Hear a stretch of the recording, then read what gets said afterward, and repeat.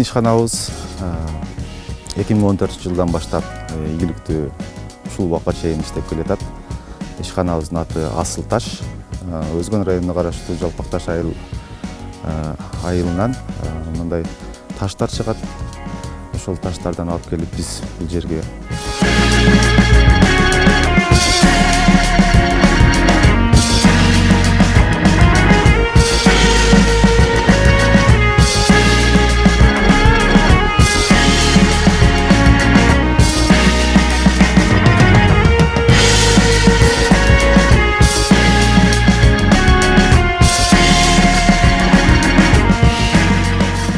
плиткаларды даярдайбыз.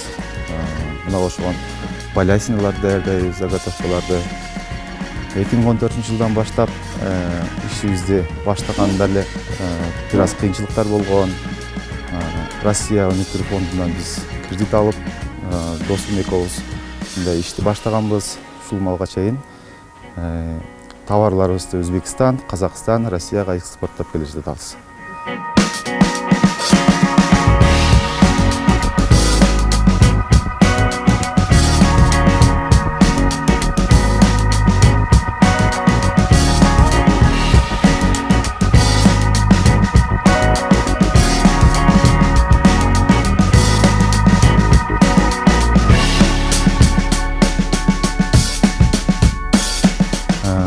Клиенттерди табуу өтө кыйын болду.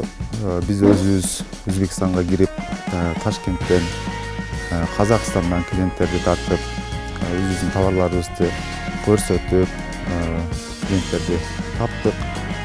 Азыркыга чейин жакшы иштеп келе жатабыз клиенттерге.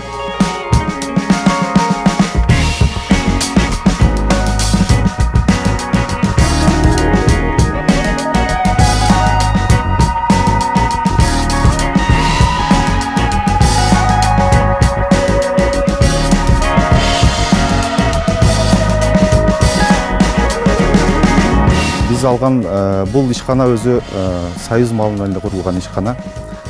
Биз 2014 жылы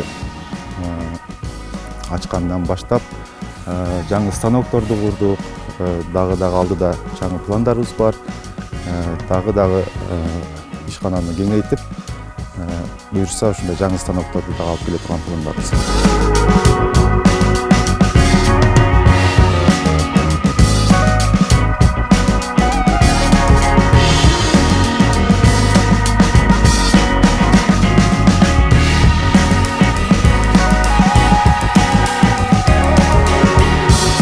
Биз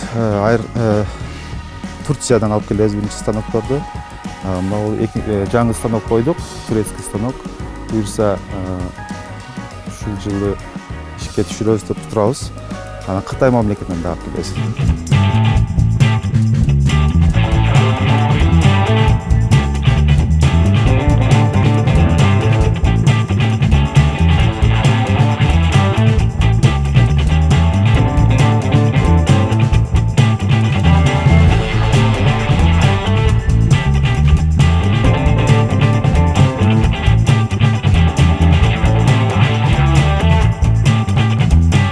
Biz айлыгын эсептесек, бир айына где-то 3,000–3,500 квадрат плитка өндүрүүгө жетишебиз.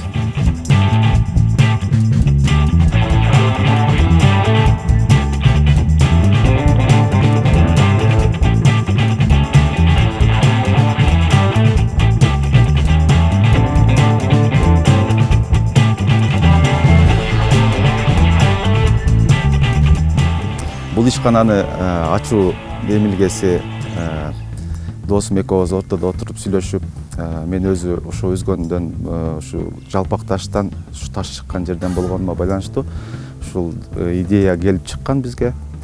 Мына азыр 6 жыл болду иштеп атканыбызга. Жакшы, буюрса жакшы болуп атат.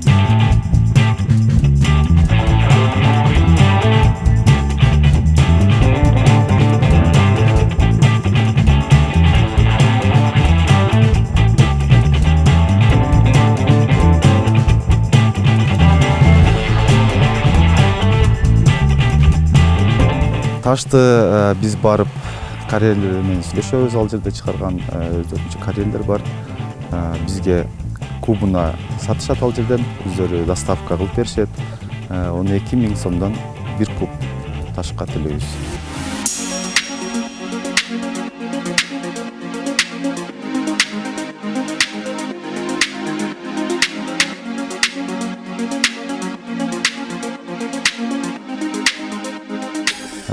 Биздин иш кыш мезгилинде гана токтойт. Жаздан баштап кышка чейин иштейбиз. Бизден чыккан продукцияны азыр бизде өзүбүздө деле Кыргызстанда деле мода болуп калды. Үйлөрдүн сыртына фасадка, жерлерге бастырып атышат азыр. Аябай жакшы чыгат сары таш.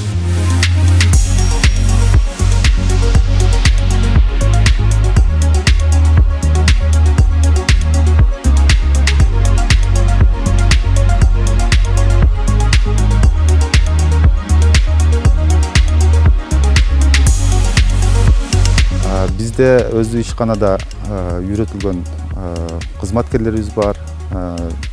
Жаңы алган малды ошолорго кошуп беребиз. Где-то 1 айдын ичинде аларды толук камдуу үйрөтүп чыгышат.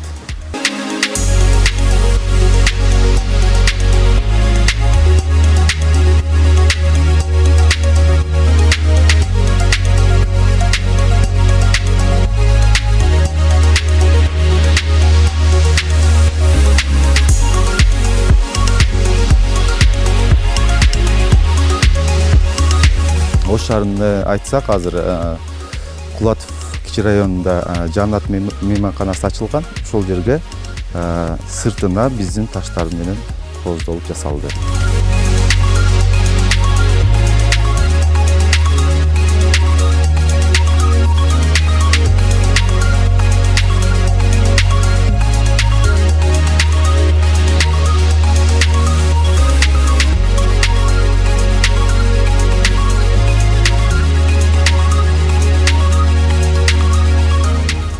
Бул таш, сары ташка бул экология жактан таза продукт.